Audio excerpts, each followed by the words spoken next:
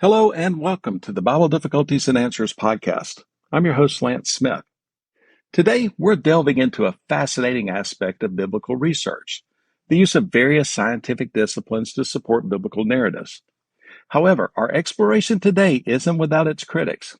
Specifically, we're examining the longevity of the ancient patriarchs mentioned in the Bible, some purportedly living for over 900 years. Scholars have differing perspectives on this matter. Some contend that these ages are symbolic rather than literal, while others propose theories such as a canopy of water or delayed human maturation to explain the extended lifespans. Additionally, some argue that subtle biochemical changes in cellular chemistry could also contribute to prolonged lifespans. As usual, I'll present a number of different opinions from my research and conclude with my own thoughts. Show notes will include links to all we discuss. Are you ready to dive in? All right, let's learn together. Today we'll focus on Genesis 5:5 from the New Living Translation, very short verse. Adam lived 930 years, and then he died. All right, the problem, as always defined by the Big Book of Bible Difficulties, is this. Adam lived 930 years. Methuselah lived 979 years, as we see in Genesis 5:27. And the average of those who lived out their normal lifespan was over 900 years of age. Yet, even the Bible recognizes that most people live only 70 or 80 years before natural death occurs. And we see that in Psalms 90, verse 10. Now, the solution from the Big Book of Bible Difficulties, so this is kind of a long one, is as follows. First of all, the reference in Psalm 90 is to Moses' time, around 1400 BC. And later, when longevity had decreased to 70 to 80 years for most, though Moses himself lived 120 years, according to Deuteronomy 34:7. Some have suggested that these years are really only months and would reduce the 900 years to a normal lifespan of 80 years. However, that is implausible for two reasons. First, there is no precedent in the Hebrew Old Testament for taking the word year to mean month. Second, since Mahalalel had children when he was only 65, according to Genesis 5:15, and Canaan had children when he was 70, Genesis 5:12, this would mean, if we follow that years actually mean months, that they were less than 6 years old, which is not biologically possible. Others suggest that these names represent family lines or clans that went on for generations before they died out. However, this does not make sense for a number of reasons. First, some of the names, like Adam, Seth, Enoch, and Noah, are definitely individuals whose lives are narrated in the text.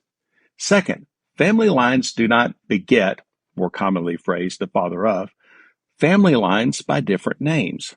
Third, neither do family lines die, as each of these individuals did. Fourth, the reference to having sons and daughters does not fit the clan theory. Consequently, it seems best to take these years as years for several reasons. First of all, life was later shortened to 120 years as a punishment from God. We see that in Genesis 6:3. Second, lifespan decreased gradually after the flood from the 900s to the 600s to the 400s to the 200s, and this is from multiple scripture references. Third, biologically, there is no reason humans could not live hundreds of years. Scientists are more baffled by aging and death than by longevity. Fourth, the Bible is not alone in speaking of hundreds of years lifespans among ancients. There are also records of ancient Greek and Egyptian times that speak of humans living hundreds of years. Close quote. All right, as you can see, even the comprehensive resource, the Big Book of Bible Difficulties, presents multiple explanations for this issue. After thorough research, I've uncovered some intriguing possibilities. However, I'm hesitant to provide a single definitive answer to this question, so you'll need to consider several potential explanations. Now, to ensure clarity throughout this podcast, we'll be using a term called antediluvian. Let's define it. According to the Oxford Dictionary, antediluvian refers to the time before the biblical flood. So when we mention antediluvian, we're referring to the era preceding the flood. Now, I find it intriguing that the New Revised Standard Version commentary aligns with other ancient texts in noting similar lifespans. It states, ancient Babylonian lists similarly recount a series of pre-flood heroes, each boasting remarkably long lifetimes. So credit to the New Revised Standard Version for this observation. The MacArthur Study Bible introduces what's commonly referred to as the canopy theory, echoing what I had learned previously. It suggests these are literal years marking an unusually long lifespan, which is attributed to the pre-flood environment, where the earth was supposedly covered by a canopy of water. This canopy filtered out the ultraviolet rays of the sun, creating a more moderate and healthier condition, close quote. All right, expanding on this idea. As we discussed earlier, this canopy served as a shield against the sun's ultraviolet rays. However, during the Great Flood, this protective layer dissipated, leading to a decline in lifespans. That said, religious scholars don't universally agree on the idea of ancient individuals living to be 900 years or more. Dr. William Lane Craig is one who does not defend the 900-year time span of life. From his Defenders Podcast Series 3, Excursus on the Creation of Life and Biological Diversity, Part 16, Genealogies in Genesis 1 through 11, Dr. Craig says, some things are incredible, I think. It is unbelievable that I think the ancient author would have thought that people like Methuselah lived for 900 years. Moreover, remember the point that I make that taking them literally causes these really odd consequences like Shem outliving Abraham for 35 years. The fact that the ancient Jews felt uncomfortable about this is evident in the fact that the Samaritan and Septuagint text of the Pentateuch, these numbers are changed so as to make them less awkward. The ages are reduced. Scholars agree that the Masoretic text, the one that we have our translation based on, is probably the right text. It's original. But nevertheless, these other texts, the Samaritan and the Septuagint, show how uncomfortable ancient Jews felt about the length of these lifespans. So it's not just incredulity, it's also that they also produce these sort of chronological anomalies that just don't seem right, close quote. Now, I think we covered this argument extensively in last week's podcast. The lists are structured symmetrically with the other text in the Bible, so we don't encounter the problem of overlapping patriarchs, which would neither be reasonable nor evident. Another individual taking issue with the long lifespans is Trent Horn from his article, "Do People in the Bible Really Live to Be 900 Years Old?" After he discusses a list of kings from ancient Sumer, he says, since historians don't discount the existence of these kings despite their inflated lifespans, we should not discount the trustworthiness of the Bible just because it describes people with similar lifespans. These descriptions may be non-literal ways of ascribing greatness to someone, or as Scott Hahn and Curtis Mitch say, this may be simply a literary technique used to assert the remarkable age of the human race itself, close quote. Now, there are scholars who take a literal view of the lifespan as detailed in the Bible. Dr. Georgia Purdom and Dr. David Minton from a May 27, 2010 article, Ancient Biblical Lifespans, Did Adam Live Over 900 Years? Says, and I quote, extra biblical evidence to support the long lifespans of the people in Genesis is found in the Sumerian king list. This list mentions a flood and gives the length of the reigns of the kings before and after a flood.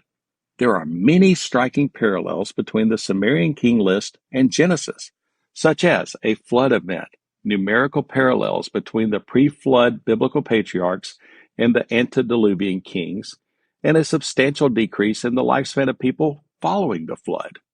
One author on this subject concludes, it is highly unlikely that the biblical account was derived from the Sumerian in view of the differences of the two accounts and the obvious superiority of the Genesis record, both in numerical precision, realism, completion, and moral and spiritual qualities.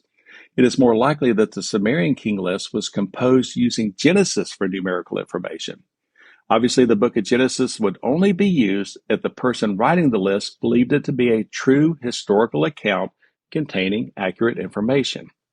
All right, moving on to Christopher Eames from his August 2nd, 2020 article, Biblical Longevity of the First Humans. He says, it's possible that the antediluvians reached sexual maturity much later in life. After the flood, together with the massive drop in age, there was a corresponding drop in the age in which humans are described as bearing children.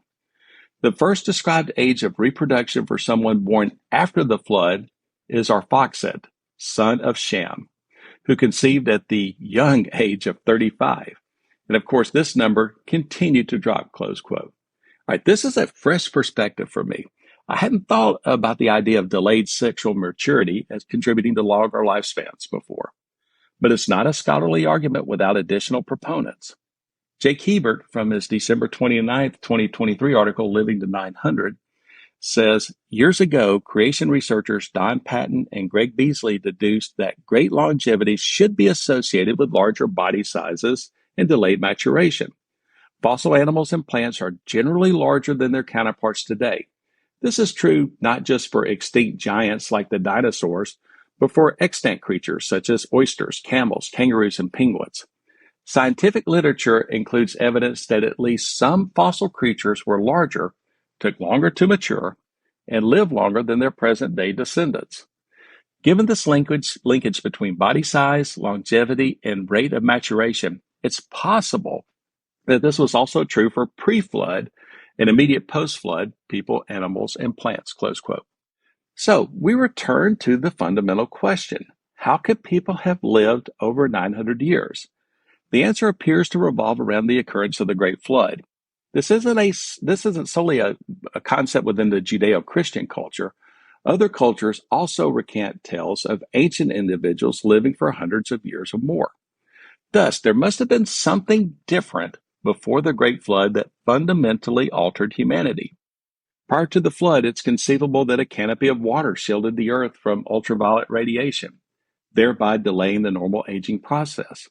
Additionally, there could have been larger body sizes and delayed maturation, which aligns with the biblical narrative of childbirth.